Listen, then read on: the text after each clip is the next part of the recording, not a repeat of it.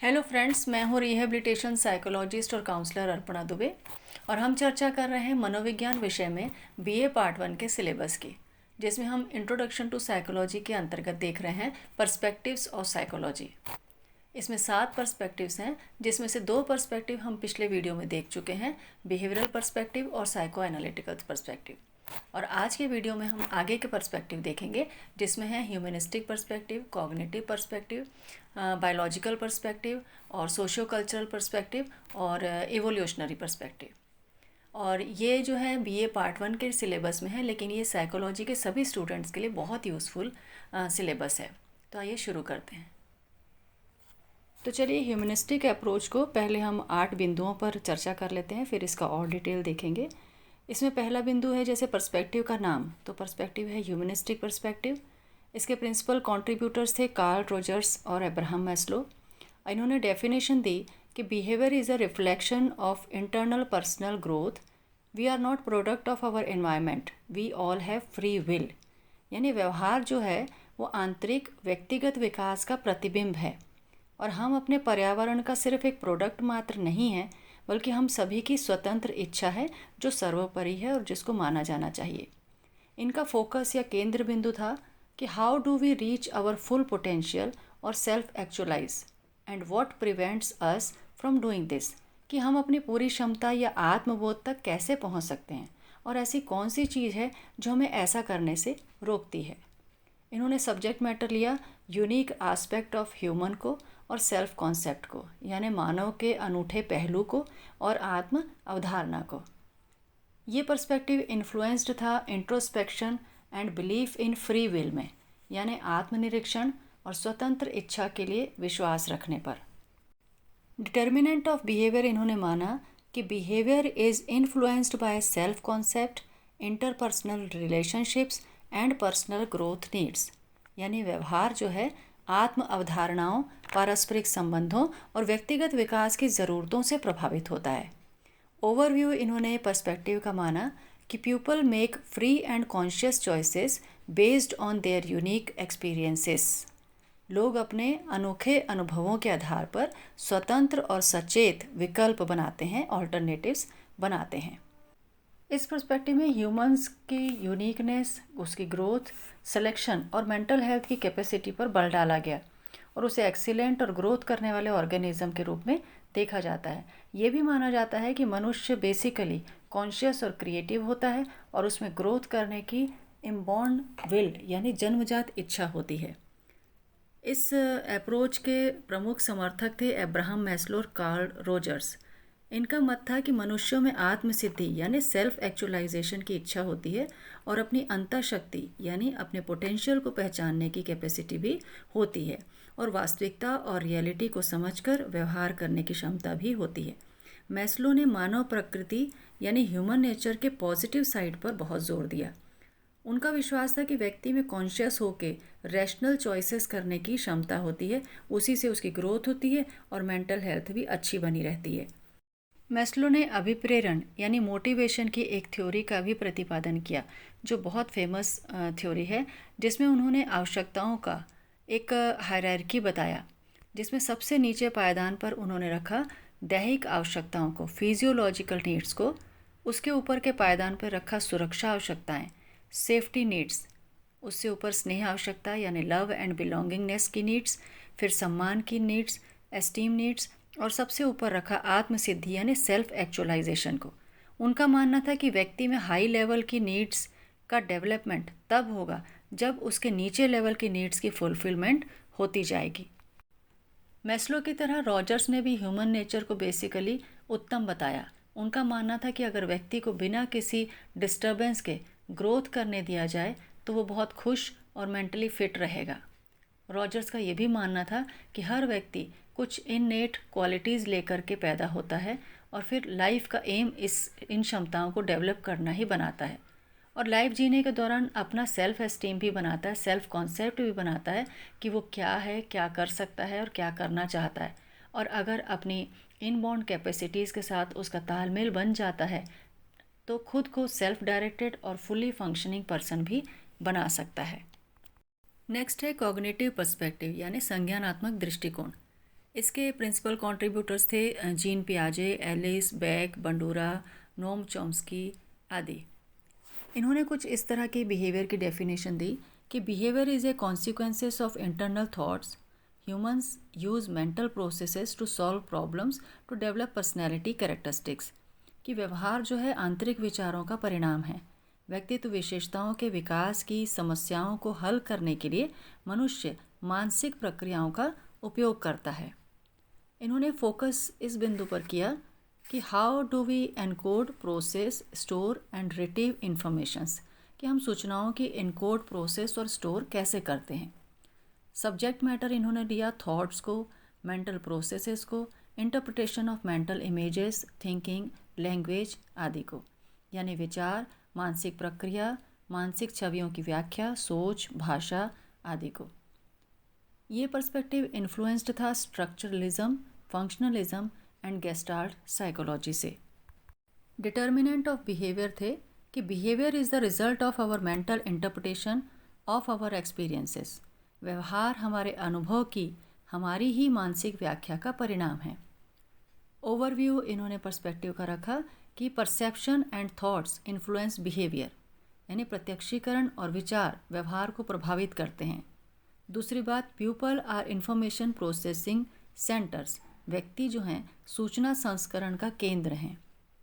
तीसरी बात इन्होंने पर्सपेक्टिव में ओवरव्यू के रूप में रखी कि human behaviour can not fully understood without examining how people acquire, store and process information.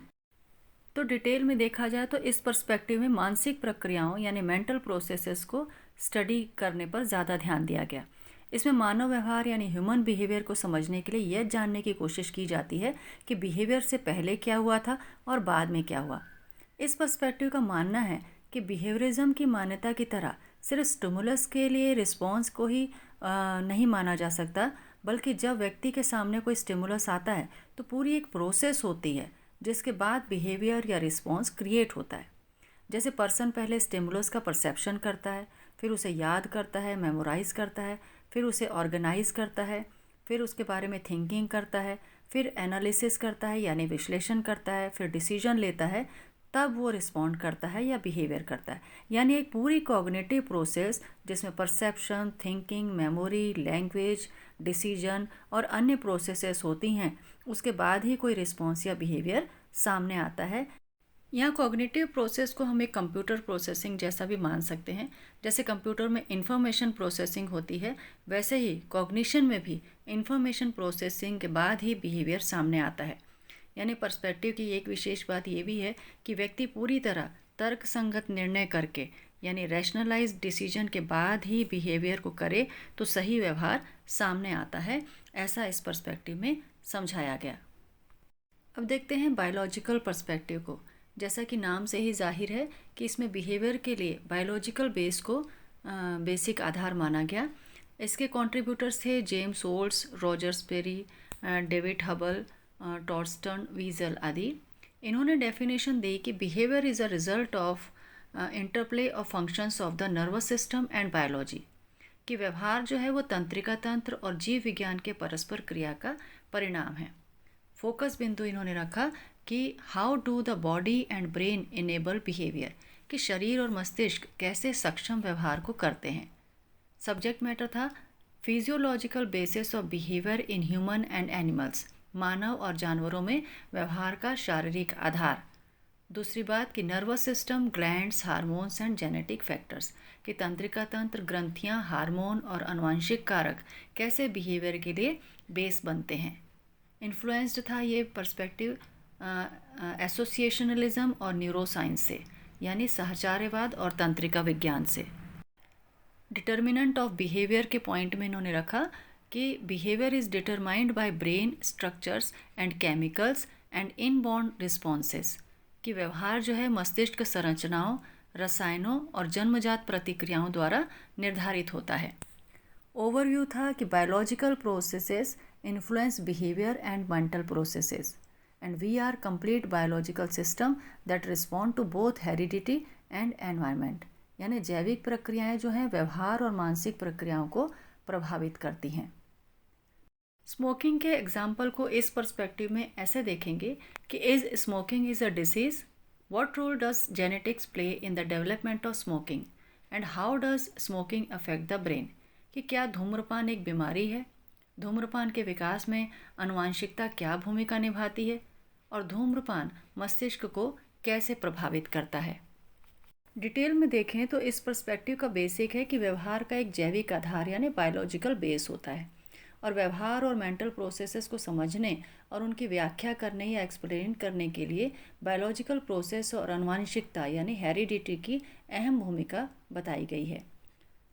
Normal person हो या एबनॉर्मल पर्सन, उसके थिंकिंग, इमोशंस और बिहेवियर की स्टडी करने के लिए बायोलॉजिकली ओरिएंटेड साइकोलॉजिस्ट क्या करते हैं, वे व्यक्ति के ब्रेन, सेंट्रल न्यूरो सिस्टम के स्ट्रक्चर, न्यूरॉन्स की वर्किंग, न्यूरोट्रांसमीटर, हार्मोन्स की बैलेंसिंग, जीन्स और क्रोमोसोम्स वगैरह का डीप स्टडी करते हैं।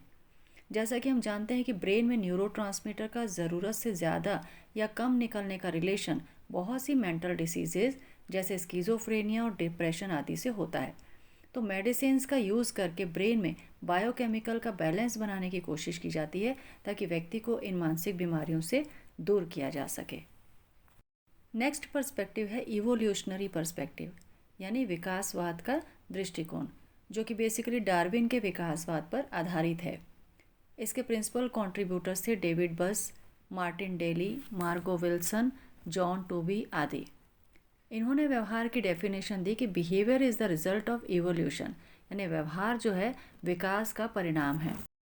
फोकस इन्होंने किया कि how do the evolution is basis of behaviour, यानी इवोल्यूशन विकास बिहेवियर का कैसे आधार है। सब्जेक्ट मैटर लिया evolutionary basis of behaviour in humans and animals, मनुष्यों और जानवरों में व्यवहार का विकासवादी आधार, और फिजिकल ट्रेट्स और सोशल बिहेवियर, शारीरिक लक्षण और सामाजिक व्यवहार। ये पर्सपेक्टिव इन्फ्लुएंस्ड था चार्ल्स डार्विन और इवोल्यूशन से, चार्ल्स डार्विन और विकासवाद से। डिटर्मिनेंट ऑफ बिहेवियर ये मानते थे कि behaviour is determined by natural selection, व्यवहार प्राकृतिक चयन द्वारा निर्धारित होता है। ओवरव्यू इन्होंने रखा adaptive organism survive and transmit their genes to future generations, अनुकूली जीव जीवित रहते हैं और अपने जीन को भावी पीढ़ी को पहुंचाते हैं। दूसरी बात, behaviour has developed and adapted over time, व्यवहार जो है समय के साथ विकसित और अनुकूलित होता है। स्मोकिंग के एग्जाम्पल को लें तो ये पर्सपेक्टिव कहता है is smoking is a adapted behaviour, how does this behaviour developed, क्या धूम्रपान अनुकूलित व्यवहार है और यह व्यवहार कैसे विकसित होता है। इवोल्यूशनरी पर्सपेक्टिव डार्विन के विकासवाद से प्रभावित है, जिनका मत था कि प्रकृति क्रमिक परिवर्तन द्वारा अपना विकास करती है। उन्होंने प्राकृतिक चयन यानी नेचुरल सिलेक्शन का सिद्धांत दिया था, जिसकी मुख्य धारणा थी कि जीवों में विभिन्नता होती है, वेरिएशंस होते हैं और उपयोगी विभिन्नता ही जीव अस्तित्व संघर्ष में जीवित रहने में समर्थ होती है। यानी इस पर्सपेक्टिव की मेन बात थी व्यवहारात्मक और मानसिक अनुकूलता यानी बिहेवियरल एंड मेंटल एडेप्टेशन। इस पर्सपेक्टिव के अनुसार अभी जो ह्यूमन कैपेबिलिटीज़ हैं, मानव क्षमताएं हैं फिजिकल और मेंटल, वो हज़ारों सालों से गुजरकर आज व्यक्ति के अनुकूली उद्देश्यों को पूरा करने के लायक बन सकी हैं। निस्बेट के अनुसार ये पर्सपेक्टिव इस बात पर बल देता है कि विभिन्न प्रकार के एनवायरमेंटल दबावों यानी प्रेशर्स के होते हुए भी मनुष्य किस तरह से विकसित हुआ, कैसे समस्याओं को हल करते करते नए समाधानों को खोजते हुए उसने सरवाइव किया और कैसे उन व्यवहारों को अनुकूलित किया यानी अडेप्ट किया जो उसके ज़िंदा रहने के लिए आवश्यक थे। इस पर्सपेक्टिव के मनोवैज्ञानिक ये स्टडी करते हैं कि मनुष्य के जन्मजात गुण और प्रवृत्तियाँ यानी इन्नेट ट्रेट्स व्यवहार को कैसे प्रभावित करते हैं। अब है सोशियो कल्चरल या क्रॉस कल्चरल पर्सपेक्टिव। इसके मेन कंट्रीब्यूटर थे लेव वाइगोत्स्की। इस पर्सपेक्टिव की डेफिनेशन थी कि behaviour is influenced by the rules and expectations of social groups and cultures, कि व्यवहार जो है सामाजिक समूहों और संस्कृतियों के नियमों और अपेक्षाओं से प्रभावित होता है। फोकस बिंदु था how do behaviour and thinking vary across situations and cultures, कि परिस्थितियों और संस्कृतियों में व्यवहार और सोच कैसे भिन्न भिन्न होते हैं। सब्जेक्ट मैटर था ethnicity, gender, culture, religion, socio economic status, यानी जातीयता, लिंग, संस्कृति, धर्म, सामाजिक और आर्थिक स्थिति। ये पर्सपेक्टिव इन्फ्लुएंस्ड था social, environmental and cross cultural psychology से, सामाजिक, पर्यावरण और क्रॉस सामाजिक मनोविज्ञान से।